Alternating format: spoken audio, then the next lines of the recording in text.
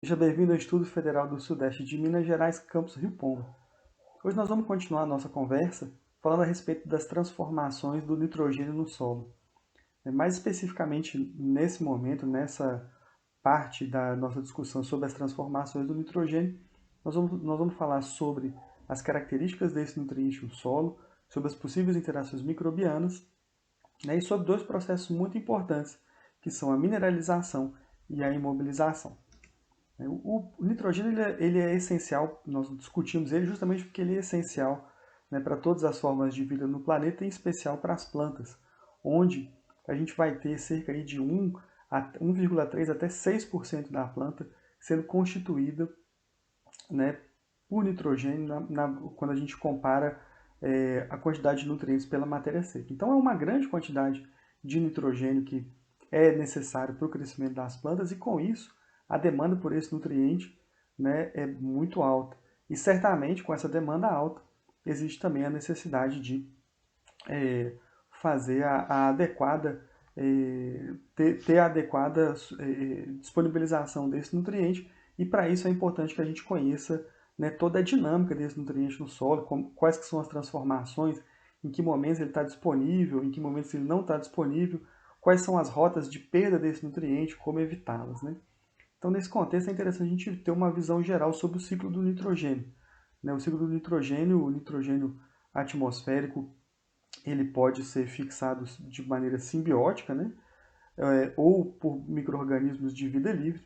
E esse nitrogênio simbiótico ou de vida livre, ele vai passar a fazer parte do nitrogênio orgânico, né? E fazendo parte do nitrogênio orgânico, ele pode estar presente, né, numa fixação simbiótica juntamente às plantas, ou numa fixação não simbiótica por meio de micro-organismos de vida livre, diretamente no solo.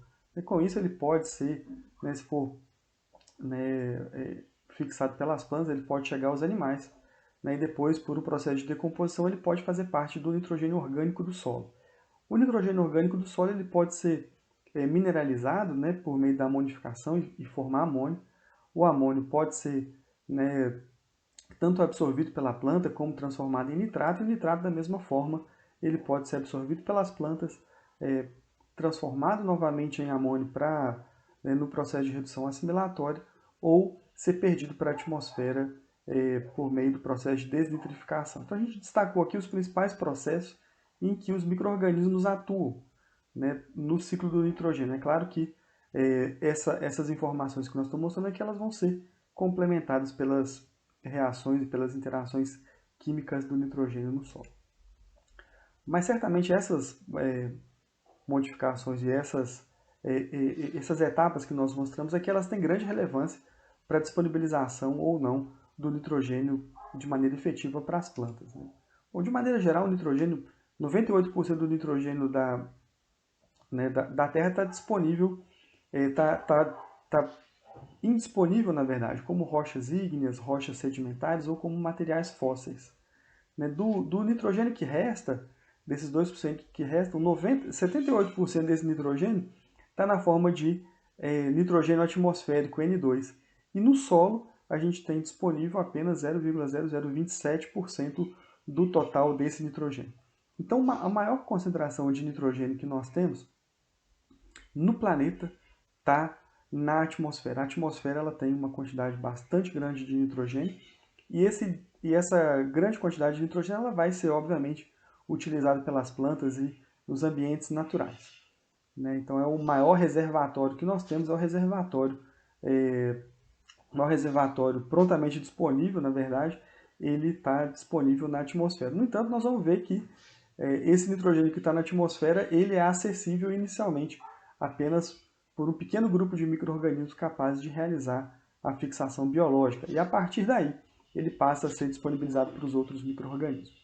Então, o nitrogênio, com isso, ele tem uma característica muito própria e um ciclo que é extremamente dependente da atividade microbiana.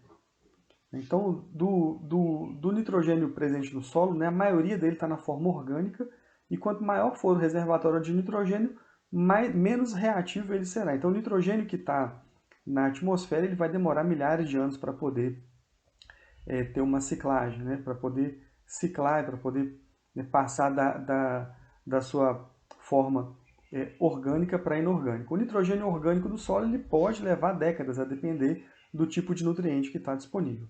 O nitrogênio da biomassa das plantas ele pode ser reciclado anualmente, né? E o nitrogênio inorgânico ele pode ser ciclado várias vezes por dia. Então, quando a gente fala de ciclagem e de reatividade, nós estamos falando do tempo que um átomo de nitrogênio demora para fazer o seu ciclo completo, né, da forma orgânica para a forma inorgânica e voltando para a forma orgânica. Nesse contexto, também quanto menor a taxa de ciclagem, ou quanto menor a reatividade, maior é a magnitude desse reservatório. Então, o maior reservatório é, de fato, o nitrogênio orgânico, o nitrogênio gasoso, ou dinitrogênio, o N2, seguido pelo nitrogênio orgânico do solo, seguido pelo nitrogênio das plantas, amônio e nitrato. Então, nós vamos falar muito sobre a transformação de nitrogênio orgânico, né? E vamos falar também, né, nesse primeiro momento, das transformações que vão levar o nitrogênio orgânico ao amônio. Então, grande parte. Quem que é esse nitrogênio orgânico que está no solo, que nós vamos começar a conversar aqui? Então, a maior parte dos compostos de nitrogênio que estão presentes no solo, eles são provenientes de plantas, de micro-organismos, de animais, mas muitos não estão em estados não identificáveis. Mas os maiores grupos de compostos são justamente proteínas e aminoácidos, polímeros da parede celular microbiana e vegetal, açúcares aminados, aminoácidos, ácidos nucleicos, vitaminas, antibióticos e intermediários metabólicos. Então esses vão ser os principais compostos que vão fazer parte aí do pool de nitrogênio orgânico do solo. Já o nitrogênio inorgânico, eles já são substratos intermediários metabólicos, podem ser utilizados como aceptores alternativos de elétrons e são produtos de muitas transformações biológicas, né? Dentre os compostos de nitrogênio inorgânico disponíveis no solo, a gente vai ter aí o amônio, a hidroxilamina, o dinitrogênio, o óxido nitroso, o óxido nítrico, o nitrito e o nitrato, né? Então nós vamos conversar um pouco sobre cada um desses compostos ao longo da nossa discussão a respeito, né, do ciclo do nitrogênio. Bom, voltamos aqui para o nosso ciclo, né, e vamos falar aqui um pouco a respeito da amonificação. A amonificação nada mais é do que a transformação do nitrogênio orgânico em amônio, né, que pode também ser chamado de mineralização, porque é a primeira etapa onde o nitrogênio orgânico ele vai ser transformado numa forma inorgânica. Então, o primeiro produto que vai ser realizado, né, vai ser produzido a partir do nitrogênio orgânico, vai ser justamente o amônio. Então, essa é a equação, a transformação que nos interessa nesse momento, a transformação de N orgânico para amônio, né, que vai ser mediada por várias enzimas produzidas pela biomassa microbiana, pelos animais, né, também pelas plantas, e também, né, essa transformação é uma transformação que envolve etapas extracelulares e etapas intracelulares. Então é interessante destacar isso.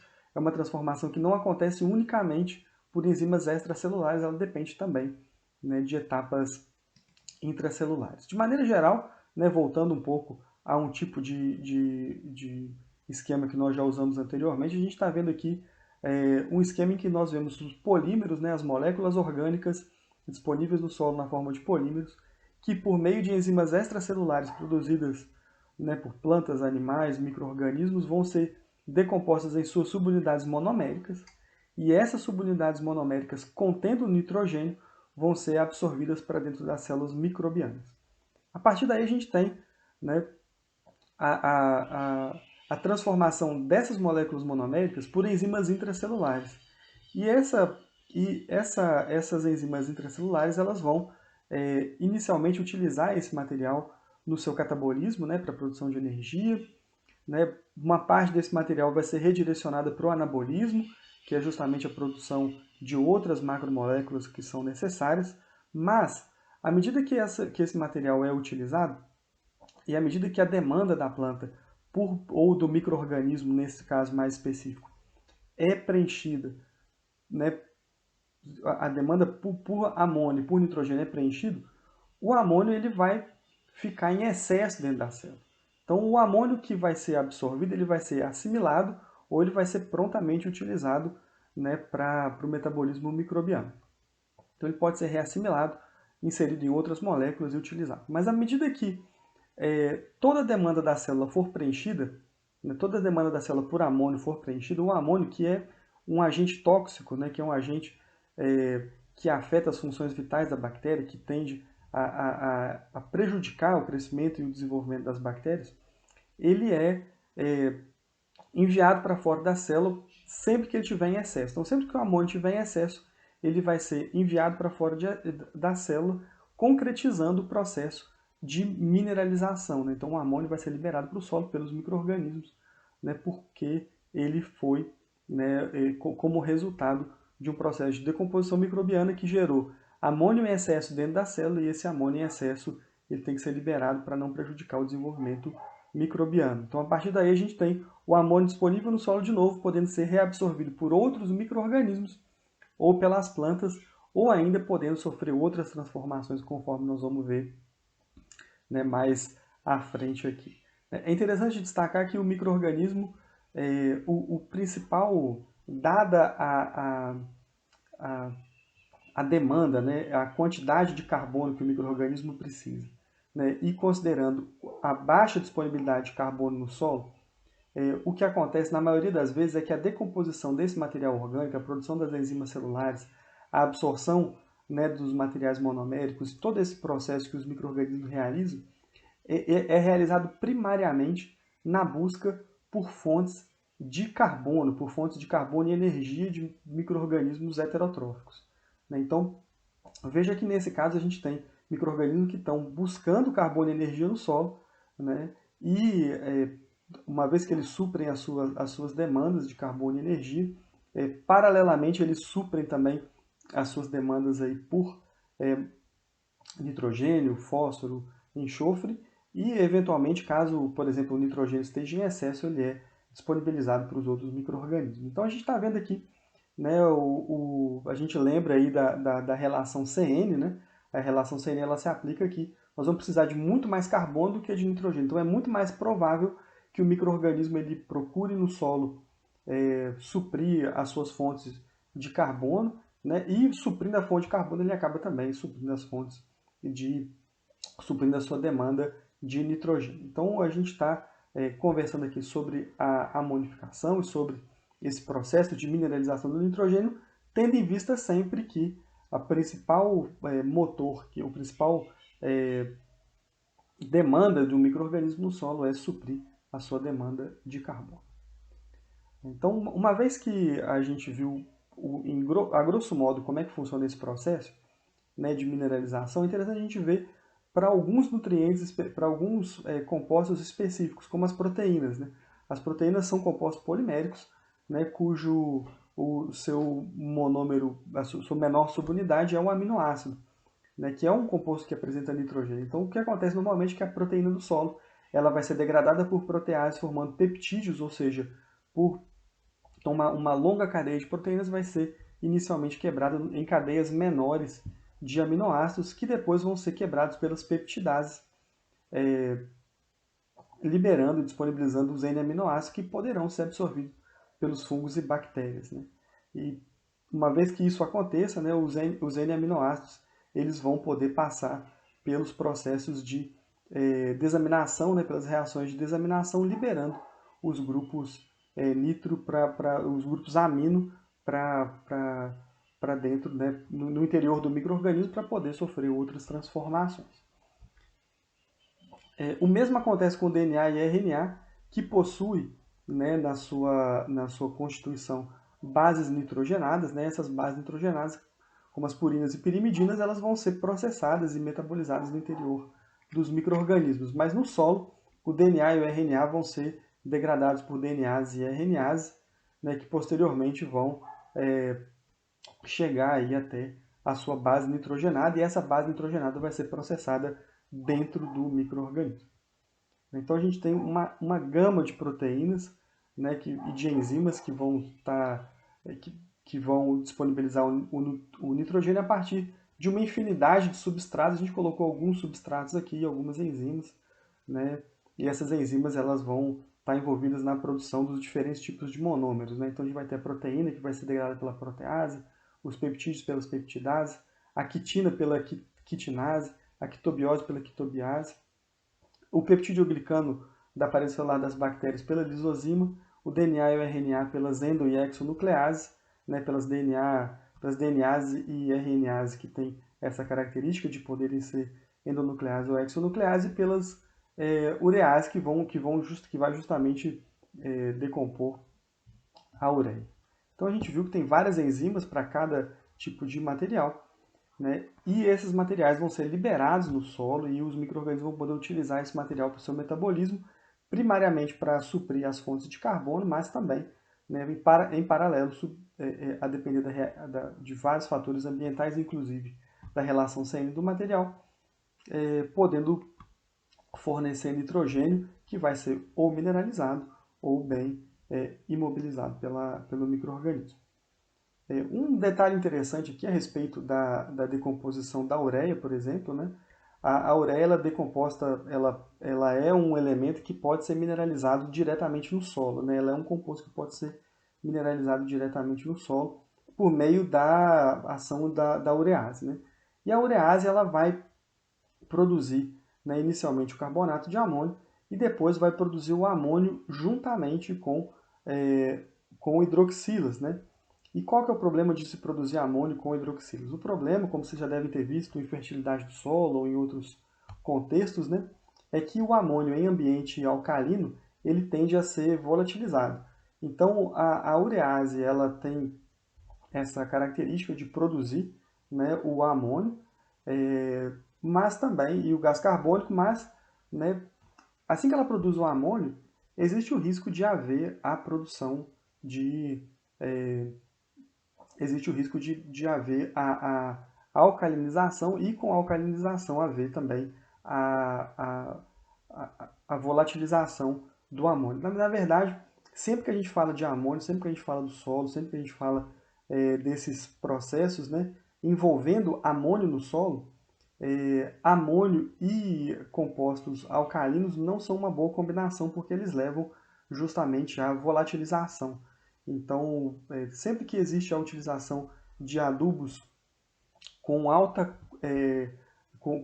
em que se utiliza, né, amônio ou que se utiliza ureia, é necessário ter um cuidado especial com o pH, porque a partir de um pH mais alcalinizado, mais alto, ou a partir da utilização simultânea desse tipo de adubo com calcários ou com outros tipos ou com outros corretivos, você pode acabar desencadeando o processo de volatilização do amônio, né, que é literalmente perder o nutriente para o ar. Né?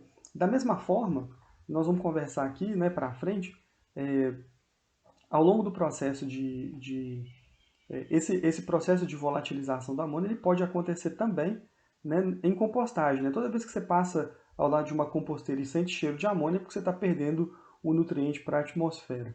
Né? Então, uma vez que a gente tem esse processo acontecendo, né, nós precisamos pensar em formas de poder mitigar esse processo e impedir que esse processo aconteça, por exemplo, né, aumentando, né, a faixa de relação CN desse material. Então, essa decomposição do amônio ela é importante, né? E os fatores que vão levar à decomposição, os principais fatores que vão levar à volatilização do amônio são a temperatura mais alta, né? A umidade, pouca umidade, o pH do solo alcalino e uma localização do adubo de superfície. Né? Sempre que o adubo estiver incorporado ou, né, que o material for incorporado, a gente tem menos possibilidade de haver a amonificação, né? Justamente por não estar em contato direto aí com os elementos que desencadeiam a alcalinidade. Ao mesmo tempo, o material alcalino ele vai transformar o íon amônio em gás amônia, é por isso que acontece, como a gente está vendo aqui em cima, né, o íon amônio com a hidroxila acaba se transformando em gás amônia, que é perdido, que é volatilizado e que vai para a atmosfera, o que também leva a esse processo. Né? Então a gente viu aqui que sempre que a gente tem amônio no solo, né, a gente tem esse problema para lidar, que é o problema da volatilização. E dentre os fatores principais pensados aí na volatilização, certamente a presença de um pH alcalino ela é uma das mais importantes e que deve ser verificado com o maior cuidado. Então essa é uma das questões para evitar justamente a perda por volatilização do amônio após a decomposição, por exemplo, né, pela urease, ou mesmo a decomposição que vai ocorrer por meio da decomposição do material orgânico presente no solo. Então essa é a primeira etapa, né, que foi a amonificação, que é a mineralização do amônio orgânico do nitrogênio orgânico para amônio. E agora nós vamos conversar um pouco sobre o caminho contrário, né, que é quando o amônio presente no solo ele se transforma novamente em nitrogênio orgânico. Então vamos passar por essa etapa. E sempre que a gente tiver alta concentração de amônio no solo, né, uma concentração maior que 0,1 milimolar, né, a gente vai ter a atuação, principalmente pelos micro-organismos e também por algumas plantas, da glutamato desidrogenase. A glutamato desidrogenase ela é capaz de fazer, né, a combinação do alfa-cetoglutarato com o amônio para a formação do L-glutamato. E o L-glutamato, depois por reações de transaminação, é capaz de passar esse grupamento amínico para outros organismos do solo, né? Para outros compostos, para outros compostos que utilizam nitrogênio dentro, né, dos organismos, notadamente das bactérias e dos fungos. Caso o amônio esteja em baixa concentração, entra em cena o mecanismo das enzimas GS-GOGAT, né, que é a glutamina sintase e glutamato sintase. O mecanismo da GS-GOGAT é um pouco diferente porque a partir do glutamato ele vai fazer a incorporação do glutamato, do amônio no glutamato para a formação da glutamina. Né? Essa glutamina, por sua vez, ela vai ser combinada com mais uma molécula de alfa-cetoglutarato, formando duas moléculas de glutamato, né? E a partir daí esse glutamato vai ser capaz de passar essa molécula de nitrogênio para frente por meio de reações, né, de transaminação. Então as duas principais formas de imobilização do nitrogênio do solo é por meio da enzima glutamina desidrogenase, né, ou quer dizer, da enzima glutamato desidrogenase e do sistema GS-GOGAT. Né? Esses dois sistemas eles atuam em paralelo a depender, né, da concentração do amônio disponível no solo. Né? E aí a gente chega em mais uma transformação importante, né, que é a transformação, que é a redução assimilatória do nitrato. Né? O nitrato ele pode ser, quando estiver disponível no solo, muitos organismos eles têm apenas aquelas duas vias, né, a glutamato desidrogenase e a via GS-GOGAT, para poder assimilar esse nitrogênio e colocar o nitrogênio para dentro do seu metabolismo. O nitrogênio inorgânico para transformar ele em orgânico e poder permitir com que ele seja disponível no seu metabolismo.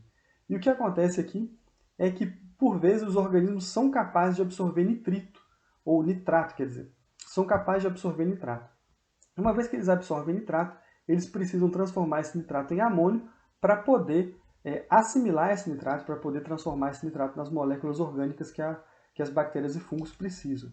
Né? E nesse contexto a gente tem a redução assimilatória do nitrato, ou seja, a gente transforma nitrato em amônio unicamente para poder, quer dizer, com o objetivo principal de poder transformar, né, esse nitrogênio em uma forma que seja assimilada pelos micro-organismos e que possa ser adicionada aos componentes orgânicos que fazem parte desses organismos. A gente sempre fica nessa questão entre mineralização e imobilização. Aqui a gente viu com detalhes como é que acontece a imobilização e a mineralização, né? A gente viu que a mineralização é o passo em que o nitrogênio orgânico se transforma em amônio, né? E a imobilização é o processo pelo qual o amônio se transforma em nitrogênio orgânico. E quando que isso vai acontecer? Nós já discutimos um pouco disso na aula em que a gente tratou a respeito das transformações do carbono, né? Porque é justamente uma interação. Né? Existe alguns parâmetros que nos ajudam a ver essa questão. O primeiro parâmetro é a relação CN do material. De maneira geral, grosso modo, e fazendo uma visualização geral, né, sempre que o material orgânico, né, o que se observa em termos de valor crítico, se é que a gente pode falar dessa forma, é que para materiais que têm uma relação CN acima de 20:1, a gente vai ter imobilização, porque a gente vai ter muito carbono, né, e para dar suporte à utilização desse carbono, nós vamos gastar todo o nitrogênio do material, né? Por outro lado, a gente tem também a mineralização, né? A mineralização, quando a gente tem uma relação CN abaixo de 20, é mais provável que a gente tenha a mineralização, porque é possível que o nitrogênio esteja em excesso. E a partir daí, esse nitrogênio em excesso ele vai ser disponibilizado para o ambiente, né? Porque o amônio dentro da célula ele é extremamente tóxico, né? Então, obviamente que a qualidade do substrato vai interferir nisso, a capacidade dos micro-organismos em lidar com esse material orgânico, as condições ambientais que vão favorecer ou não a decomposição, né? Tudo isso vai estar envolvido no processo de determinação da mineralização e da imobilização, se vai haver imobilização ou mineralização desse nitrogênio, né? Então, sempre que o amônio for produzido no solo, a gente vai ter alguns destinos para ele. Nós vamos ter os destinos independentes da atividade biológica, que o primeiro é a absorção pelos complexos de troca catiônica do solo. Nós vamos ter a fixação nas lâminas de argilas, né? Tais como argila, comilita e vermiculita, que é a fixação do amônio, que é pouco relevante para a gente aqui, né, em ambientes tropicais e para os nossos tipos de solo. Nós vamos ter as reações químicas com compostos orgânicos, como a formação de quinonas, e a gente pode ter, eventualmente, né, mais de maneira muito significativa, a volatilização do gás amônio em meio com pH elevado. Então, sempre que o pH estiver elevado, nós podemos ter a volatilização da amônia e a perda da amônia para a atmosfera, né? A gente está literalmente jogando nutriente para o ar, né? Então, isso é bastante significativo e é um mecanismo onde é possível de se atuar. Nós temos também os destinos dependentes da atividade biológica, né, que é a absorção e a assimilação pelas plantas e pelos micro-organismos, e ao mesmo tempo a oxidação do nitrato, do amônio a nitrato, né, que é efetuada pela comunidade nitrificante do solo. E é justamente essa próxima etapa que nós vamos conversar na próxima aula, né? Então a gente viu até aqui quais são as transformações do nitrogênio orgânico para amônio e como que o amônio pode voltar para o nitrogênio orgânico. Essa foi a primeira etapa que nós vimos do ciclo do nitrogênio. A próxima etapa que nós vamos conversar vai ser todo o processo relacionado à transformação do amônio em nitrato, né? E esse processo ele é muito significativo porque, né, o amônio ele entra diretamente no metabolismo, né, tanto pela enzima glutamato deshidrogenase quanto pelo sistema GS-Golgi, ou seja, é gasto uma quantidade menor de energia para a assimilação do nitrogênio na forma de amônio. Embora o amônio possa ser volatilizado, o nitrogênio na forma de nitrato também tem muitas rotas de perda. E rotas de perda, às vezes, mais significativas do que as rotas de perda do amônio. Então, é interessante saber quais são as formas pelas quais o nitrogênio da forma de amônio se transforma em nitrato, para poder também atuar no processo de evitar que isso aconteça, né? O nitrogênio no solo ele só se transforma em nitrato se ele tiver muito tempo disponível e não for assimilado. Então isso também nos leva a entender que, né, um bom manejo do solo, um ambiente, né, que tenha uma diversificação de culturas, ou um ambiente que, né, que tenha um sistema de rotação de cultura, ele evita em muitos aspectos a nitrificação. Então, mas de qualquer forma é interessante ver a nitrificação, entender quais são esses processos, né, e quais são os micro-organismos envolvidos, porque nesse caso é um processo 100% microbiano. Então eu agradeço a vocês que estiveram comigo até aqui, né, e te encontro no próximo vídeo para a gente conversar sobre a oxidação, né, do amônio a nitrato. Um forte abraço e nos vemos em breve.